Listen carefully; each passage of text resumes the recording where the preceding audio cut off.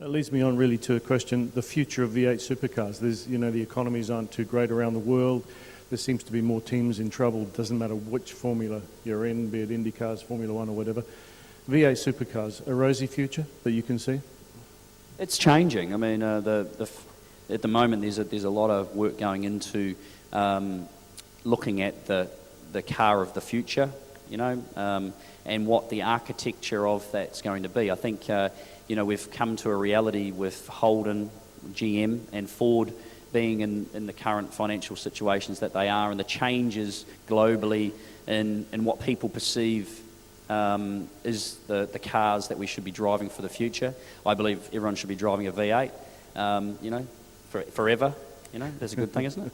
And so we as a championship need to look at where that's all heading, and is it going to be Commodore? Is it going to be Falcon? What is it going to be? I think one thing that everyone believes it needs to be, and I think everyone will agree, we do need to retain that V8 in the front of the car, but we need to probably look at an architecture that allows other manufacturers potentially to come on board and play in our environment. So money's very hard and very tight. But sponsorship. The manufacturers can't do that if the current formula still exists. There aren't it's not really cars or engines around to do that. That's right. It's not really viable probably for other manufacturers to be involved at the moment, the way it's based. But if you look at what NASCAR did, and you see Toyota have got involved in NASCAR with they've got a Camry, Camry-bodied NASCAR, which everyone knows NASCAR is just a silhouette formula. It doesn't. I mean, they don't represent the cars that they've got. The badge on the front. It doesn't represent those cars at all. I mean, they've basically got a sticker as a headlight and a tail light, and pretty much that's what a NASCAR is. But if Toyota want, and that being that they have got involved in NASCAR, then with a pushrod V8 engine in the front of it, which they don't sell in any cars around the world.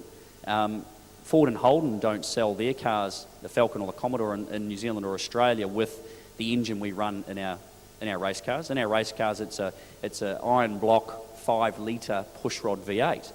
The current Commodore runs an all aluminium 6-litre V8 engine, completely different. So in the Ford is an overhead cam engine in the current FPV or the XR8 Falcon. So I believe that if Toyota can do what they've done in NASCAR, if we can in V8 Supercar land have an architecture whereby, for example, if Toyota wanted to come and be involved in it, they can run the Orion or whatever body they want on their car and source a pushrod V8 to go on the front of it. It obviously isn't the issue, if NASCAR is anything to go by, that for a car company to come in and provide a car to race that they don't sell. It's obviously not an issue. If they're doing it in America with that, it can't be too much of an issue. It's a marketing thing to have the brand in the championship.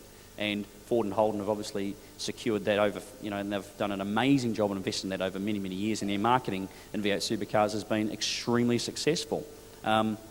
People love to follow the brand. They love, obviously, they're very passionate about the cars. But moving forward in the future, I think that we need to open up and allow the opportunity of other manufacturers to be involved in it and, comply to the regulations that are in place. So when that'll change and who want to come and play, I have no idea. All these manufacturers are obviously having a big think about their futures and what they want to do and how they want to be involved. And potentially, we could see something a little bit different in a few years' time. So that's the future of V8 supercars. What about the future of Murph? What are you going to do? There is going to come a time, eventually, when you don't race cars anymore. No, what are you going to do when you don't race cars anymore? Do you want to get involved in team management, team ownership with the likes of Tasman or whatever? You've got your own future planned many years ahead, I would imagine now. Yeah, and to be honest, one of the integral parts of the whole Tasman motorsport scenario was that eventually I would move into an ownership management role there somewhere down the track. Things change a lot, and they change quite quickly sometimes, and if that's going to happen in the future, I don't know now. To be honest, things are changing so fast at the moment, I'm not sure where that's heading. Not sure. I mean, I really enjoy doing other bits and pieces. I was very fortunate to be involved with a couple of blokes, you may know them, Jeremy Clarkson and Richard Hammond, early in the year with Top Gear. That was an amazing amount of fun. I was just about to mention that as well. Do you see yourself in a TV career? And it might mean that you have to move on. Why would I do that? That's the way it works. Someone moves and pushes me out, I have to move and push someone else out. You could be it. You're going to have my job. You've got to take a drop in salary to do it, I tell you. It's not what I hear.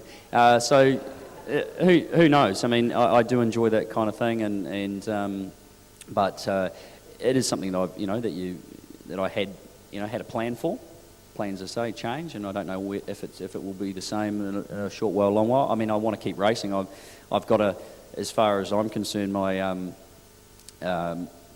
goal is to move this rut that we've been in out and get back to being somewhere competitive at the front of the field and satisfy my own needs and desires, to be honest, because I couldn't imagine anything worse than finishing my racing career in a hole, So I've got to get back to the front end before I can think about stopping racing.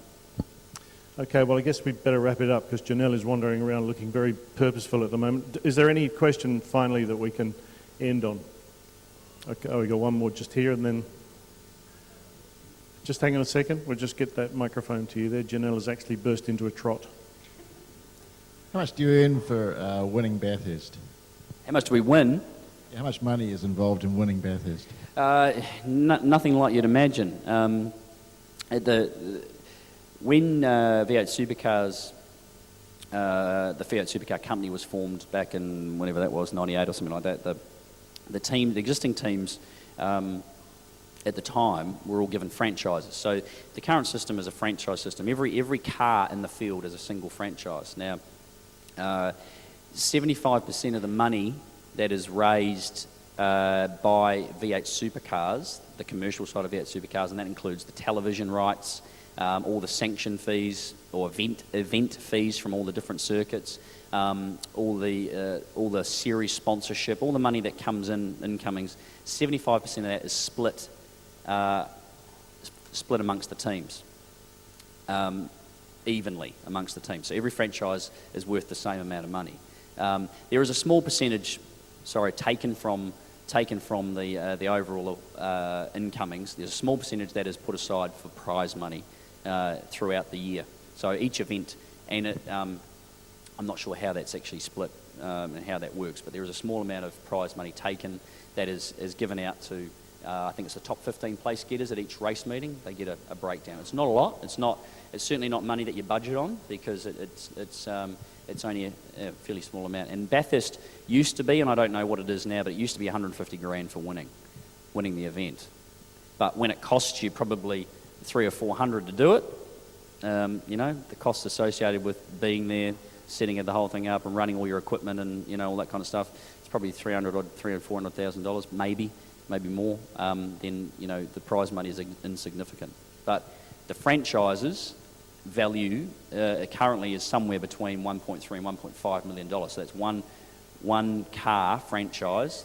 If you want, for example, to come and go V8 Supercar racing, want to own a team, you have to buy a franchise to get in. Currently, there's only 28 of them. There's no more. So there's none sitting on a shelf you can go and buy. You've got to buy one of the current franchises, and then you'll have to negotiate with the owner for probably around $1.5 million. But your incomings from owning that is somewhere around, I don't know what it is at the moment, it's always changing, but I think at the moment, say this year, it could be around $600,000 of income for that license. So it's a pretty good investment. If you can obviously afford to run your cars competitively, the incomings from your franchise is pretty good. So ladies and gentlemen, thank you very much for being here, and thank you to Greg. I've known Greg for a while, and it's always been a pleasure. He's one of the hardest racing drivers I know. But he's also one of the nicest guys and one of our most successful in New Zealand. Ladies and gentlemen, Greg Murphy. Thank you very much. Thanks, everybody. Thank you, Bob.